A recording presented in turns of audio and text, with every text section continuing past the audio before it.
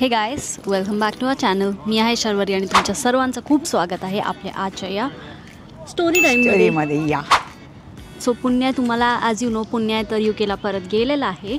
But we are gonna continue the story time videos. Basically आजचा topic, आजची story आहे ती थोडंसं फास्ट फॉरवर्ड फ्युचरमधली आहे. एवढ्यात तुम्ही लोकांनी भरपूर स्टोरीज ऐकले असणार जे की पास्टमधली आहेत. पास्टमध्ये how difficult her life was वगैरे. तर आपण आज थोडंसं टॉपिक चेंज करणार आहे आणि आपण थोडंसं हॅपी मूड सेट करणार आहे story time through. Okay, happy and funny. So as you know, माहिती ना तुम्हाला माहिती आहे की नाही, पण मम्मी इथे कॅनडामध्ये आय थिंक 2 वर्ष झाली, ऑलमोस्ट 2 वर्ष झाली आहे कॅनडामध्ये माझ्याबरोबर. तर या 2 वर्षामध्ये भरपूर फनी स्टोरी झालेल्या आहेत. बिकॉज कॅनडामध्ये कल्चर वेगळं आहे. इथे गोष्टी जशी होतात पद्धत वेगळी आहे. सो त्यामुळे mummy being typical Marathi mom थोडं कठीण आणि थोडंसं चॅलेंजिंग नाही बोलू शकत, पण वेगळा एक्सपिरियन्स होता मम्मीसाठी. पण mummy has adapted quite well. Okay, तर आपण आज मम्मीकडनं ऐकून घेऊ की ती जेव्हा पहिल्यांदा कॅनडाला येत होती आणि ते पण एकटी. ओके, तेव्हा एक्सपिरियन्स कसा होता मम्मीचा? हो, निघायचा आनंद होताच, पण एकटीने प्रवास करायचा होता, त्यामुळे थोडंसं मनाला टेन्शन्स होतं. आणि सुप्रिया म्हणजे माझ्या मोठ्या बेबीनी मला 2-3 व्हिडिओज पाठवले. मम्मा हे बघ, एअरपोर्टला तू आतमध्ये एंटर केल्यानंतर काय काय विचारलं जाईल, तुला चेक कुठे होईल, तुझं सामान कुठे, इमिग्रेशन, हे तिने 2-3 व्हिडिओज मला दिले होते.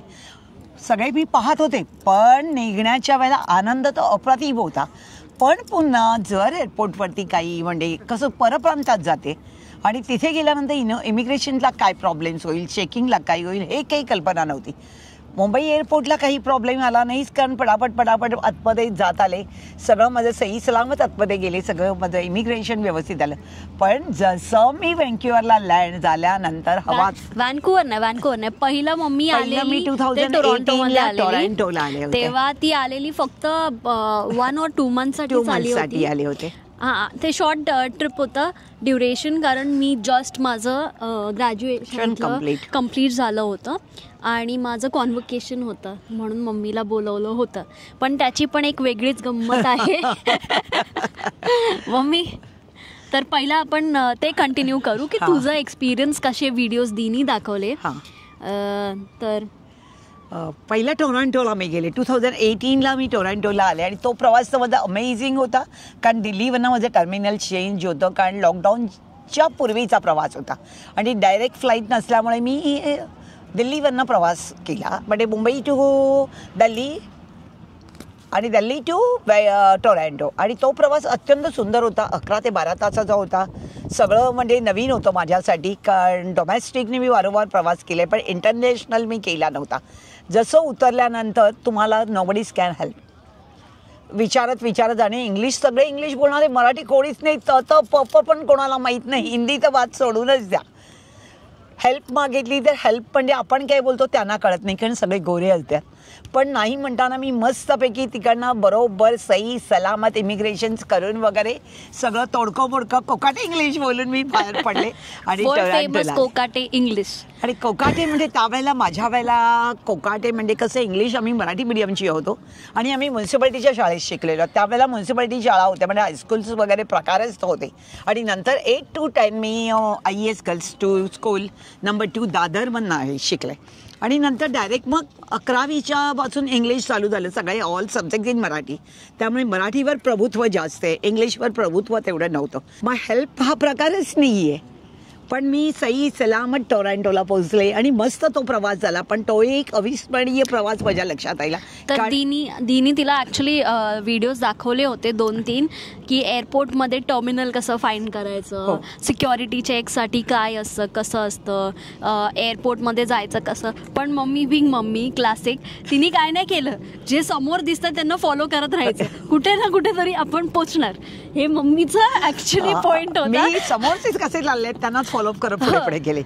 आणि फक्त कळलेलं की इमिग्रेशनला आणि चेकपोस्टला की 2-3 जण मला म्हणजे वाटले की ते मुंबईचे आहेत, आणि टोरंटो म्हणाले. म्हटलं यांनाच फॉलोअप करू बाबा आणि जाणं गरजेचं आहे आणि त्यामुळे मला कोणाची हेल्प घ्यावी लागली नाही. पण शी बिंग स्मार्ट, तिने प्लेनमध्ये चढताना पण फॉलो केला, उतरल्यानंतर पण त्या लोकांना फॉलो केलं. तिने लक्षात ठेवलं की अरे हे तर माझ्याच प्लेनमध्ये होते आणि हे बाहेर जाणार आहेत, तर आपण यांनाच फॉलो करू, सगळ्यात सेफेस्ट. बुद्धिमत्तेवर कमांड्स, कळलं ना, बुद्धिमत्तेवर कमांड्स करणं, आपण बघून वेट अँड ऑब्झर्व करत जायचं. हो, तर अशा प्रकारे मम्मी आली टोरंटोमध्ये. सो मी राहायची किचनरमध्ये आणि जे की टोरंटो एअरपोर्टपासनं अराउंड 45 मिनिट्सच्या डिस्टन्सवर होतं, 45 मिनिट्स और 1 आवरमध्ये. तर पोचलो आणि मी पहिला दिवस होता तर मम्मीसाठी मस्त उपमा बनवला आणि इतकी म्हणजे डायरेक्ट फ्लाईट होती 15 तासाची. तर मम्मी ऑलरेडी कंटाळलेली, कारण 15 तास एका जागेवर बसणं मम्मीसाठी अनबेरेबल होतं. अनबेरेबल. पण तरी ती बसली कसं करून की आता आपल्याला ऑप्शन नाही, कुठे एस्केप करणार ना, म्हणून बसली. मी कधी जेवण ॲक्च्युली घरी बनवलंच नव्हतं, मला जेवण बनवतात कसं ते पण नव्हतं माहिती. कॅनडाला आल्यानंतर मी शिकली, ते पण मम्मीला फोन करून वगैरे.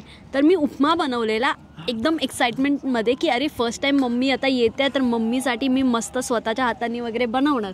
आल्यावरती मम्मीचं रिॲक्शन, मला नको उपमा, मी फ्लाईटमध्ये तेच खाल्लं आहे, मी कंटाळली आहे आता. तर खाल्लं नाही. आणि त्याच्यानंतर इव्हनिंगला मम्मीला ब्रेकिंग न्यूज मिळाली, कारण मम्मी टेक्निकली येणार होती कॉन्व्होकेशनसाठी, पण मम्मी कन्व्होकेशन मीट 1 दिवस अगोदरच झालं. म्हणजे ह्या बावळटनी मला बोलवलं कन्व्होकेशन मीटसाठी. मी एवढं धावपळ करत गेली, कारण माझ्या मुलीचं कन्व्होकेशन मीट आहे आणि मला एकदम आनंद होता की मी मीटअपला जाणार आणि मी 2 शब्द काहीतरी सगळ्यांबरोबर बोलू शकेन. पण मीटअप आदल्या दिवशी झाला, माझ्या सगळं म्हणजे आनंदावर विरजण पडलं गेलं. हां, तर मला खूप ओरडा पडला की कॉन्व्होकेशन आदल्या दिवशी होतं आणि तू माझी तिकीट दुसऱ्या दिवशीसाठी का काढलीस म्हणत. आणि मला काही इंटरेस्ट नाही आहे कॉन्व्होकेशन किंवा असं ना, मला आवडत नाही, मी जात नाही सहसा. तर त्यामुळे मला जो पूर्ण ट्रिप मम्मीने ओरडा दिला आहे ते 2 महिने की कॉन्व्होकेशनला नाही बोलवलं. पण इट वॉज रिअली फनी. आणि तिथे असताना मम्मीचा पहिला एक्सपिरियन्स होता इथे येण्याचा, कारण मी तेव्हा आम्ही वेगळं सेटिंग होतं घराचं. मी म्हणजे शेड अपार्टमेंट होता, ॲक्च्युली टाऊन हाऊस होता, अपार्टमेंट नाही. तर अपार्टमेंट म्हणजे टाऊन हाऊस म्हणजे आपला बंगला. ते बंगल्यामध्ये वेगवेगळे रूम्स आहेत आणि त्यामध्ये एक रूम माझा होता. तर मम्मी सगळे सुंदर होते आणि सगळे हैदराबादवाले आणि बँगलोरवाले होते. सगळे येंडकुंड नारगुंड. मला काही त्याच्यात येत नव्हतं, त्यांना माझं मराठी कळत नव्हतं, हिंदी तर त्यांना बोलता येत नव्हतं. पण ऑल स्टुडंट्स आणि त्या ज्या मुली होत्या अत्यंत चांगल्या होत्या. त्यांना काही कळत नव्हतं, मी त्यांच्याशी तोडकं बोडकं येस नो या how you, good morning, you want this, you eat dinner, असं काहीतरी माझं कोकाटे इंग्लिश त्यांना मी बोलत होते आणि ते पण माझ्याशी हां yes aunty, yes aunty, aunty you like, aunty you like, what you want idli dosa. त्यांचं इडली डोसायचं, पण ते माझ्या जेवणाची वाट बघत असायची. हो, तर म्हणजे मम्मी ही सगळ्यात पहिली पेरेंट होती माझ्या फ्रेंड सर्कलमध्ये तिथे येणारी. तर त्यामुळे एव्हरीवन वॉज एक्सायटेड. पण माझे जे हाऊसमेट्स होते ते साऊथ इंडियन असल्यामुळे त्यांच्याकडे थोडी पद्धत वेगळी आहे. तर ते जरा घाबरून होते की अरे बाबा मम्मी येते आहे, आता आपल्याला नीट राहिलं पाहिजे, म्हणून सगळे घाबरून सगळं करायचे. तर ते आणि लँग्वेज बॅरियर, त्यामुळे मम्मीला ते घाबरून असं जास्त त्यांना बोलता यायचं नाही. आणि मम्मीचं कोकाटे इंग्लिश वर्ल्ड फेमस, तर त्यांना ते काय कळायचं नाही नीट. तर त्यामुळे जास्त इंटरॅक्शन नाही. पण हळूहळू त्यांना पण कळलं, अच्छा या काकी तर एकदम चिल्ड आहेत, म्हणून ते पण मग ओपन अप झाले. मग आमच्याकडे काय आहे दररोजचं असं खाण्यासाठी, aunty what's there today, what are you cooking.